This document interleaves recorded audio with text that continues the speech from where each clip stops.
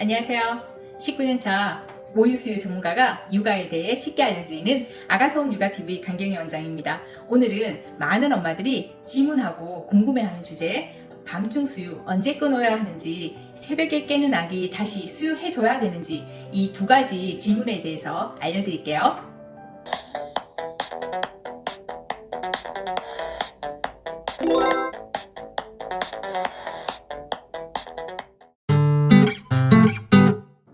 아기들 중에는 간혹 생후 2개월인데 밤에 8시간에서 10시간 그냥 쭉 자는 아기들도 있어요. 이렇게 길게 자면 깨우지 않아도 되는지 궁금해 하시는데, 체중이 잘 늘고 있는 아기라면 깨우지 않으셔도 괜찮아요. 낮 동안 수유를 충분하게 하고 출생 체중 대비 체중이 잘 늘고 있다면 밤에 푹 자는 건 너무너무 좋은 일이에요.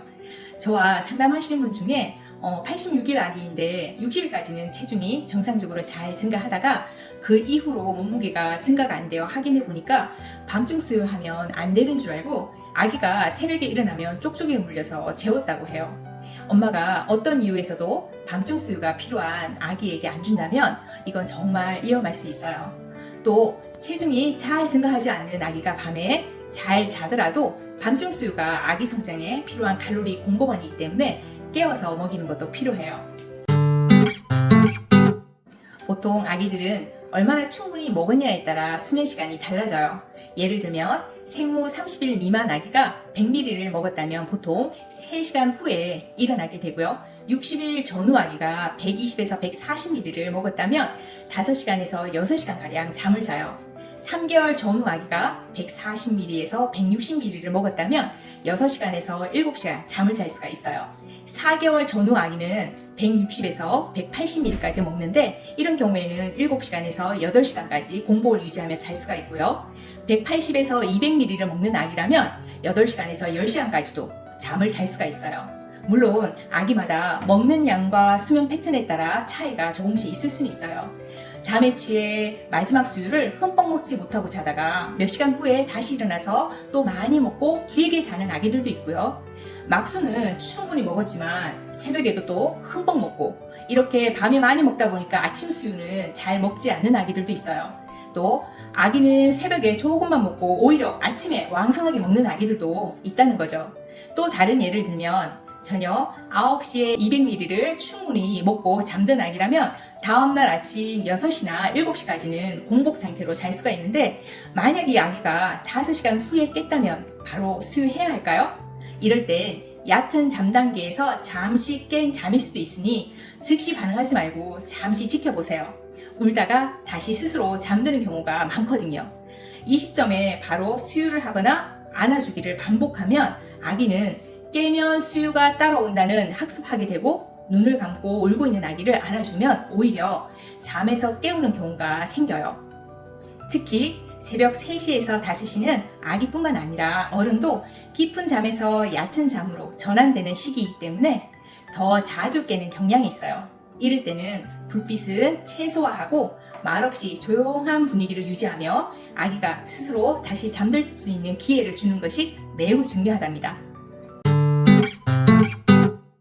생후 6개월이 되면 대부분의 아기들은 밤중 수유 없이도 충분한 영양을 섭취하고 7시간에서 9시간 이상 연속으로 수면이 가능한 발달 단계에 도달하게 돼요.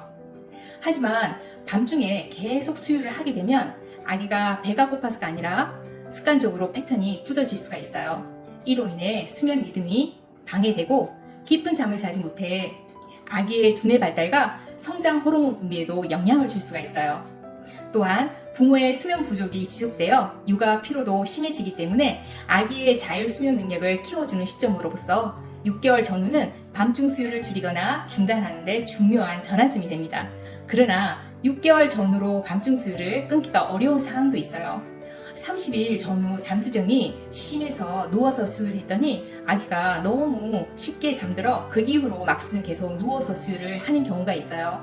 몇 주는 아기들이 잘 자다가 점점 자주 깨기 시작을 하는데 4개월 전후가 되면 밤에 2시간마다 깬다고 상담하시는 분들이 있으세요. 이럴 때는 젖꼭지를 물고 빨다가 쉽게 잠이 들면서 충분히 먹지 못하는 경우가 많고, 그러다가 깊은 잠에 들 무렵 젖꼭지가 빠지면 깨는 습관이 생기면서 점점 밤에 자주 깨는 아기로 바뀔 수가 있어요.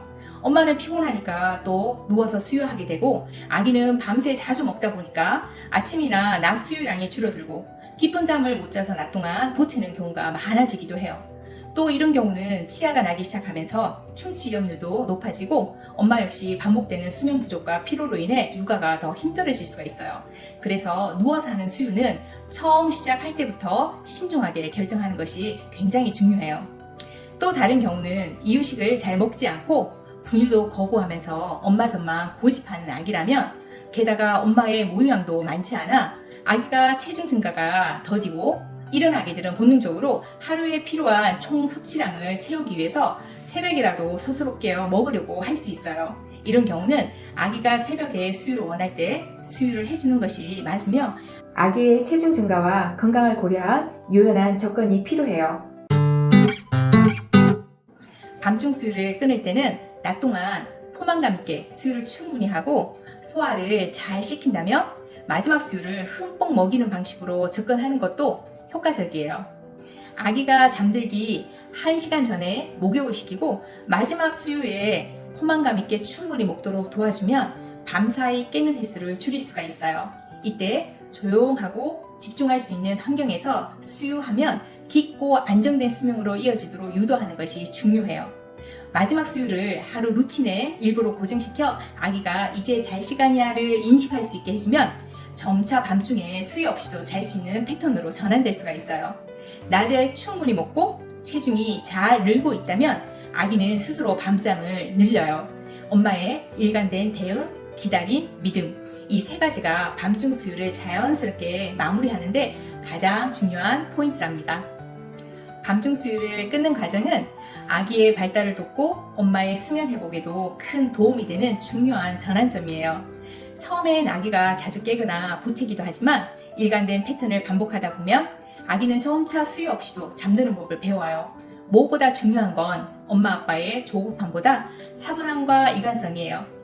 아기에게도 부모에게도 더 건강하고 편안한 밤을 위한 과정이니 너무 서두르지 말고 아기의 속도에 맞춰 천천히 진행해 보세요. 감사합니다.